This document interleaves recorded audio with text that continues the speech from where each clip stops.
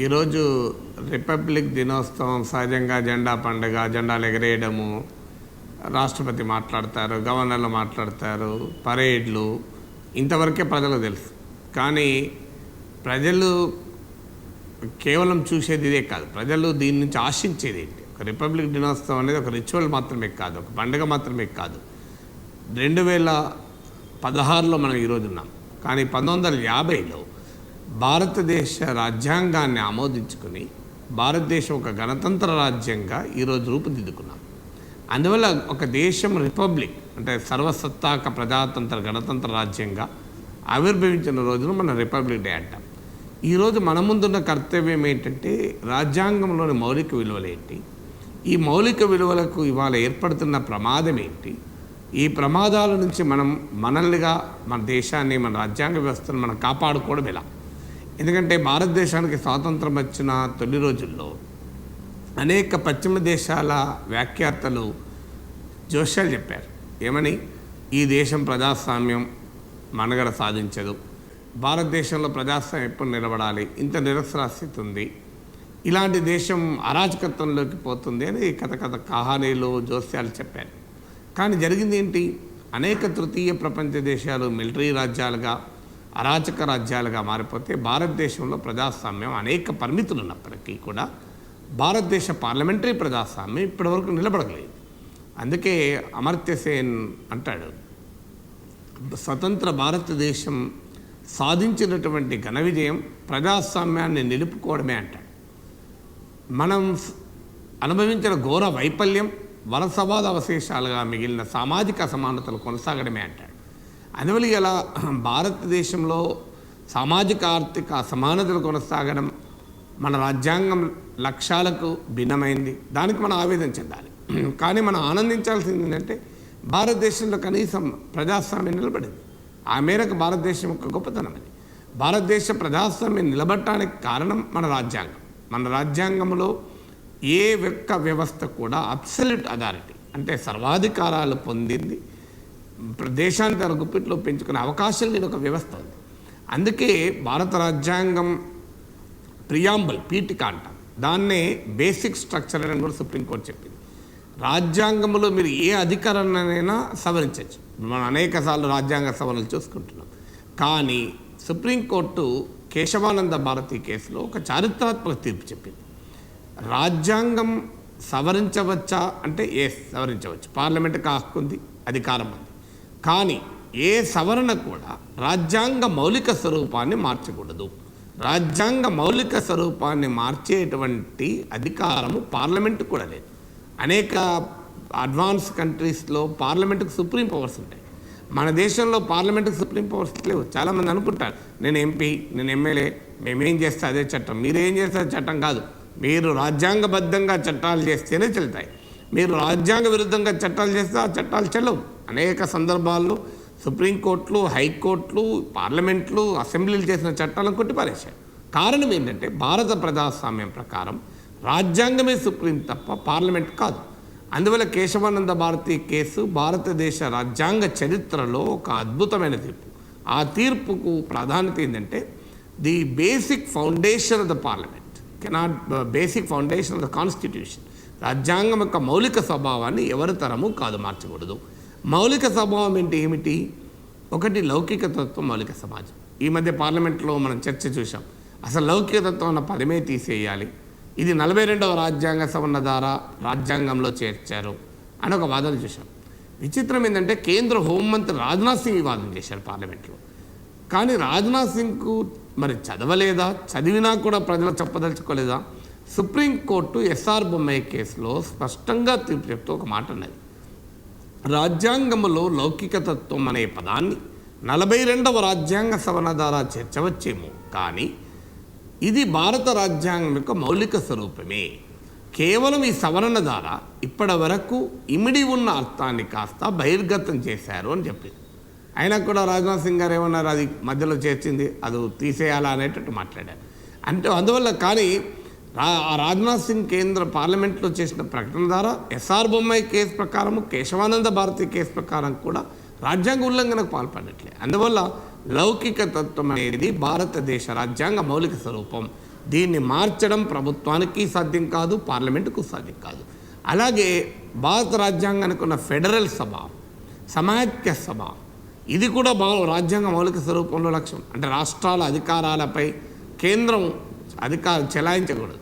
ఇవాళ మీరు గమనించండి, బహిరంగంగా మన నాయకులు మాట్లాడుతున్నారు. ఇవాళ కూడా వెంకయ్య నాయుడు గారు మాట్లాడారు, కేంద్రం వల్లనే నగరాలు అభివృద్ధి అవుతాయి. కేంద్రం వల్లనే నగరాలు అభివృద్ధి అవుతాయంటే ఏంటిది? కేంద్రం దయా దక్షిణ్యాలపైన రాష్ట్రం ఆధారపడాలి. ప్రధానమంత్రి మోడీ గారే స్వయాన బీహార్కి వెళ్ళి కేంద్రంలో రాష్ట్రంలో ఒకే పార్టీ అధికారంలో ఉంటే అభివృద్ధి అవుతుంది అని చెప్తారు. అంటే ఇంత బహిరంగంగా రాజ్యాంగ విలువలపైన మన రాజకీయ నాయకత్వం అవసరం కొరకు దాడి చేస్తూ ఉంటారు. ఫెడరల్ స్ఫూర్తికి భిన్నం. ఇవాళ అరుణాచల్ ప్రదేశ్లో రాష్ట్రపతి పాలన ఆమోదం పొందింది. అరుణాచల్ ప్రదేశ్లో ఏం జరిగిందందరూ తెలుసు. ఒక డ్రామా.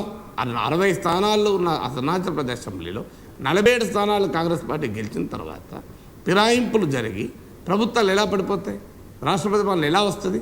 అంటే ఈ రకంగా రాజ్యాంగం యొక్క మౌలిక ఫెడరల్ స్ఫూర్తికి భిన్నంగా ఇవాళ మనం అనేక చర్యలు చూస్తున్నాం. అలాగే సెపరేషన్ ఆఫ్ పవర్స్, కార్యనిర్వాహక వర్గం అంటే ఎగ్జిక్యూటివ్ ప్రభుత్వము, చట్టసభలో లెజిస్లేచర్, న్యాయ వ్యవస్థ, ఈ మూడింటికి చెక్స్ అండ్ బ్యాలెన్స్ ఉంటాయి. ఏ ఒక్క వ్యవస్థకు పూర్తి అధికారం లేదు. మళ్ళీ మీరు గమనించండి, చట్టసభలు చట్టాలు చేస్తాయి.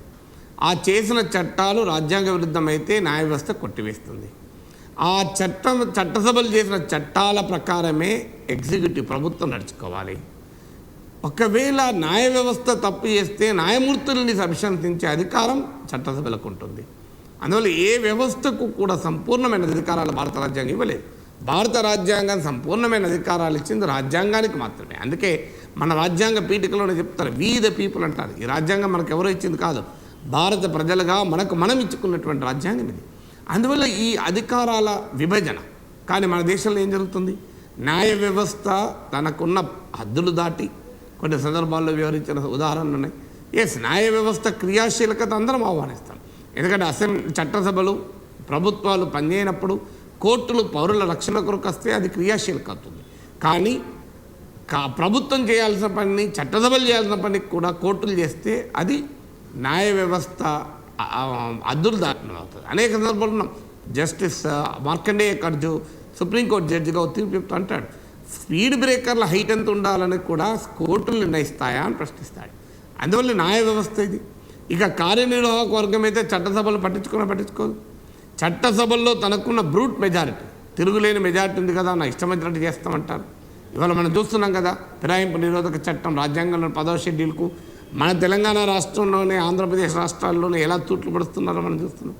అందువల్ల ఈ కార్యనిర్వాహక వర్గం, చట్టసభలు, న్యాయ వ్యవస్థ తమ పరిధుల్లో పనిచేయకుండా హద్దులు దాటి పనిచేస్తున్న ఉదాహరణలు ఉన్నాయి. అలాగే పౌరులకు ఉండే కనీస స్వేచ్ఛ, డిగ్నిటీ ఆఫ్ ది ఇండివిజువల్, ఇది బేసిక్ స్ట్రక్చర్లో భాగమని సుప్రీంకోర్టు చెప్పింది. ఎస్ఆర్ బొమ్మాయి కేసులో, కేశవానంద భారతి కేసులో, పదే కేశవానంద భారతి కేసులో చెప్పింది. డిగ్నిటీ ఆఫ్ ఇండివిజువల్, ఒక వ్యక్తికి ఉండేటువంటి ఆ హోదా, అతనికి ఉండే ఆత్మగౌరవం అనేది ఒక మౌలికమైన స్వరూపం. అలాగే సమానత్వం, స్వేచ్ఛ, వీటిని ఎవరు క్వశ్చన్ చేయలేరు. కానీ ఇలా మనం చూసాం కదా, ఒక దేవాలయంలోకి మహిళలు వెళ్ళకూడదు, వెళ్తామంటే మేము అడ్డుకుంటాం అని పోలీసులు సాంప్రదాయం పేరు చెప్పి అడ్డుకున్నారు. అంటే రిపబ్లిక్ దినోత్సవం రోజు రాజ్యాంగం ప్రకారం నడుచుకోవాల్సిన వ్యవస్థ రాజ్యాంగాన్ని పక్కకు పెట్టి సాంప్రదాయం ప్రకారం నడుచుకుంటా అని చెప్పింది.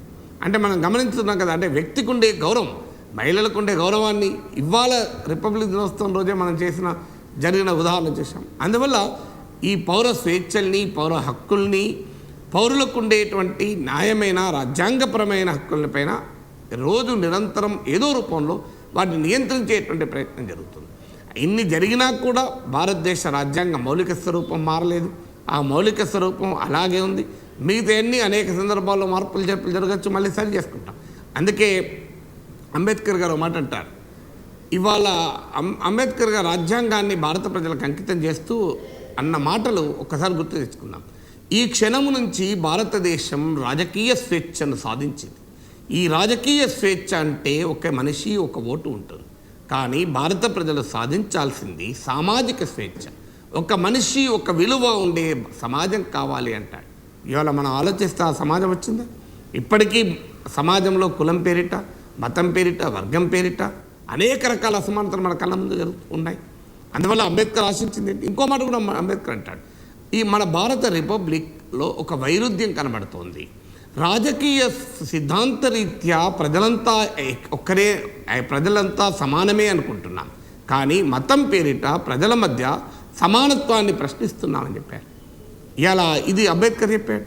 అందువల్ల మనం ఆలోచించే ఇలా పెరుగుతున్నటువంటి మత ఛాందసవాదం ఒకవైపు ప్రజల సమానత్వాన్ని ప్రశ్నిస్తోంది, మరోవైపు ఏంటంటే లౌకిక స్వభావాన్ని ప్రశ్నిస్తోంది. అందువల్ల ఈరోజు భారత ప్రజల ముందున్న కర్తవ్యం ఏంటంటే, ఆల్బర్ట్ ఐన్స్టైన్ అంటాడు రాజ్యాంగం గురించి మాట చెప్తూ, పౌరుల చైతన్యమే రాజ్యాంగాన్ని కాపాడుతుంది. పౌరులు ఈ రాజ్యాంగ విలువలను కాపాడుకోవటానికి ఎంత మేరకు కృషి చేస్తే వారికి రాజ్యాంగం ఇచ్చిన హక్కులు కూడా ఆ మేరకు రక్షించబడతాయని చెప్తాడు. అందువల్ల ఇది మన బాధ్యత. అంబేద్కర్ గారు ఇంకో మాట కూడా అంటారు, భారత రాజ్యాంగం భారత ప్రజలకు ఒక రాజకీయ వ్యవస్థనిచ్చింది. ఈ రాజకీయ వ్యవస్థ మా సమస్యలను పరిష్కరిస్తుందని ప్రజలు విశ్వసిస్తున్నారు. కానీ ఈ రాజకీయ వ్యవస్థ రాజ్యాంగ ఆశయాల్ని గనక అమలు చేయడంలో విఫలమైతే మనము ఎంతో కష్టంతో నిర్మించుకున్నటువంటి ఈ రాజకీయ వ్యవస్థను ప్రజలే చిదిమి వేస్తారు, చెరిపి వేస్తారు అని చెప్పి అంబేద్కర్ హెచ్చరిస్తాడు. ఇలా ఆ అంబేద్కర్ గారు ఇచ్చినటువంటి హెచ్చరికను మనం ఇవాళ గుర్తు తెచ్చుకోవాల్సిన అవసరం ఉంది. ఇంకో మాట కూడా అంటాడు, ఈ క్షణము నుంచి వలసవాద పోరాట పద్ధతులైన శాసనోల్లంఘన, సహాయ నిరాకరణ అవసరం ఉండదు. పార్లమెంటరీ ప్రజాస్వామిక రాజ్యాంగ వ్యవస్థల ఆధారంగా ప్రజల సమస్యలను పరిష్కరించుకోవాలి అన్నాడు. కానీ ఇలా పార్లమెంట్లో, అసెంబ్లీలో సమావేశాలు జరగడమే కష్టమైపోతుంది. అందువల్ల ఇవాళ రాజ్యాంగ పుట్టినరోజు జరుపుకుంటున్నాం, ఒక రిపబ్లిక్ దినోత్సవం జరుపుకుంటున్నాం.